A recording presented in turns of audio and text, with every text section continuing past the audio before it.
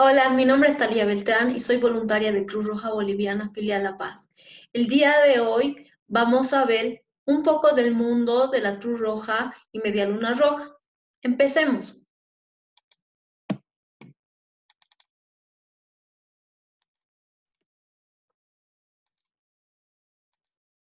Bien, el movimiento internacional de la Cruz Roja y Media Luna Roja nace con Henry Dunant el 8 de mayo de 1828 en Ginebra, Suiza.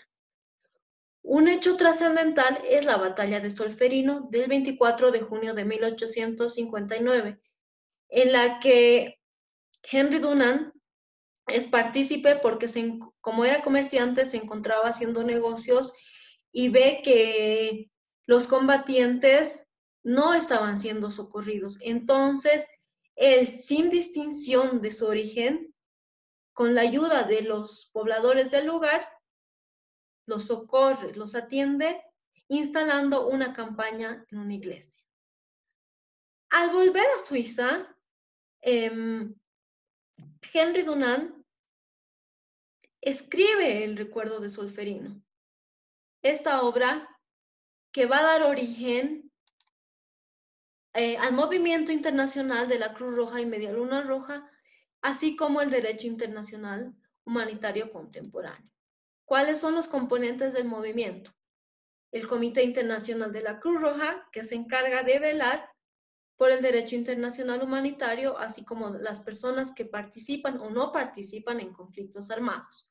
La Federación Internacional de las Sociedades de la Cruz Roja y de la Media Luna Roja, que se encarga de coadyuvar con las sociedades nacionales, de capacitarlas cuando existan desastres naturales, desastres causados por el hombre, tecnológicos, entre otros.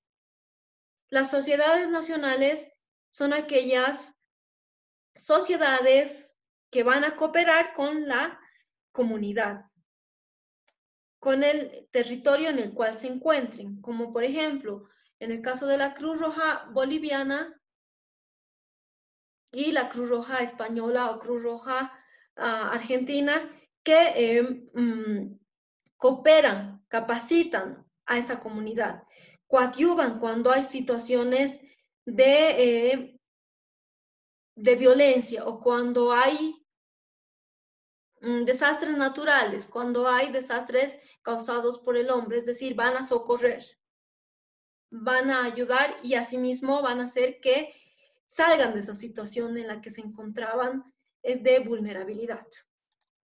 ¿Cuáles son los principios fundamentales? Humanidad. Se refiere a socorrer a las personas y aliviar de ese sufrimiento en toda circunstancia. Imparcialidad. El movimiento atiende a todos por igual, es decir, que no se fija el sexo, la religión, la ideología, la neutralidad. Cruz Roja y la Media Luna Roja no es partícipe de ningún bando, ya sea rojo, amarillo o azul. Independencia, ¿qué quiere decir esto? Que Cruz Roja se autosustenta. Las decisiones son de Cruz Roja, no son del gobierno. El voluntariado es la esencia de todo el movimiento internacional de la Cruz Roja y Media Luna Roja, que actúa de forma desinteresada, sin, sin percibir ningún beneficio, ¿no? Entonces es una labor altruista. La unidad.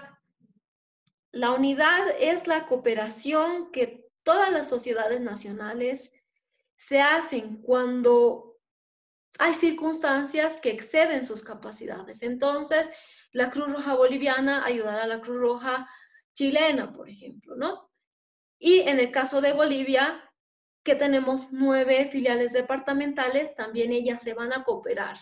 La universalidad significa que todas las sociedades nacionales tienen los mismos derechos y las mismas obligaciones. Los emblemas. Tenemos la Cruz Roja, la Media Luna Roja y el cristal rojo. Cada uno de estos emblemas se usan de acuerdo al territorio.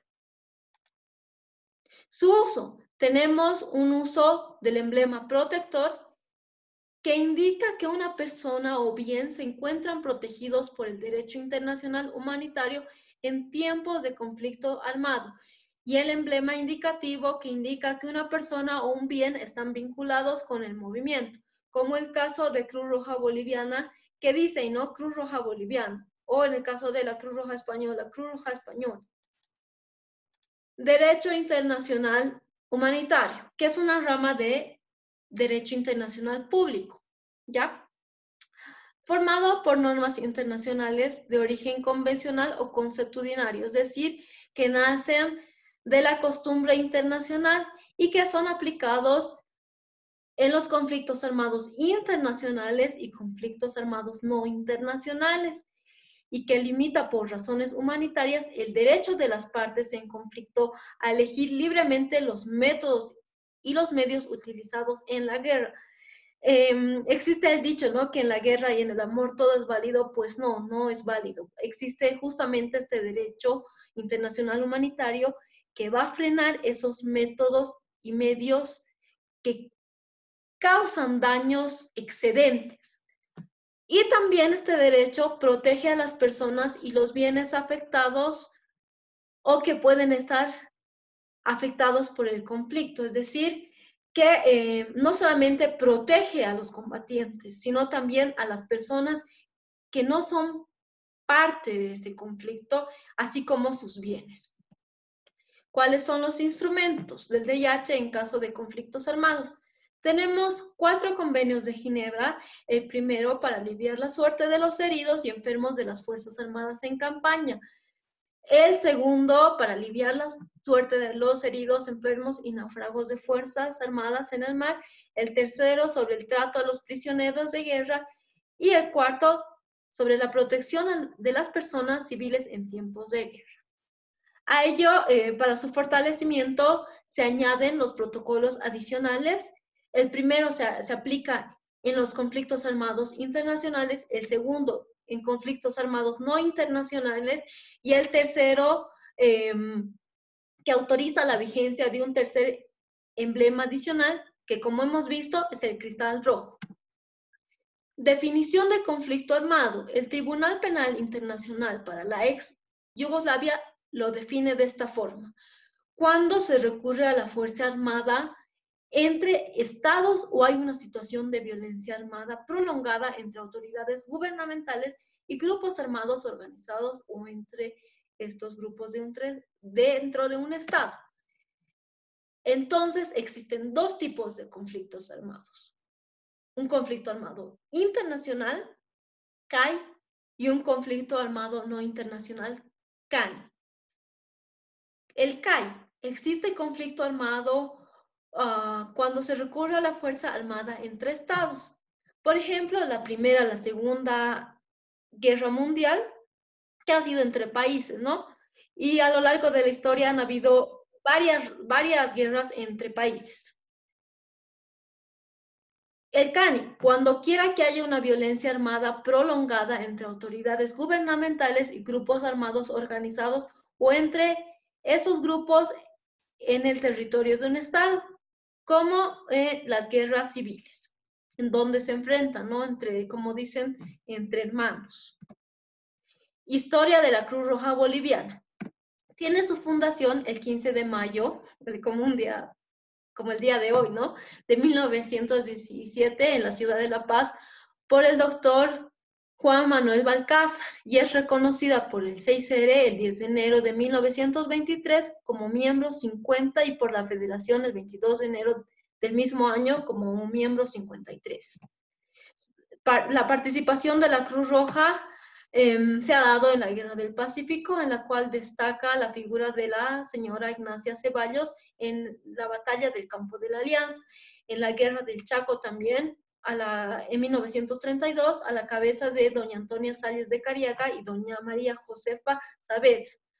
La Cruz Roja es reconocida por el Decreto Supremo 23 de agosto de 1938 como asociación privada de servicio, voluntaria, independiente, auxiliar de los poderes públicos y al servicio de la sanidad de las Fuerzas Armadas de acuerdo a los convenios de Ginebra.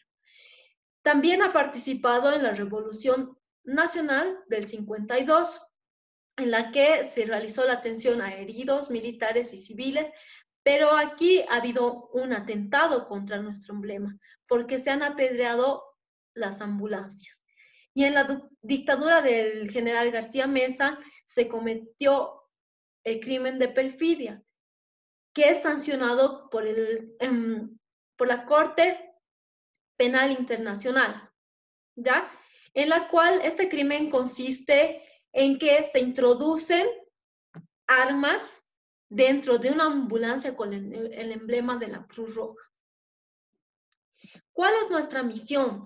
Somos una organización de carácter humanitario, voluntario y sin fines de lucro, que basados en los 7 principios fundamentales, como hemos visto cuáles eran los 7, y un emblema reconocido internacionalmente, en el caso de Bolivia, la Cruz Roja, y contribuye a mejorar la calidad de la vida de las personas más vulnerables y la dignidad humana, promoviendo el desarrollo de sus capacidades.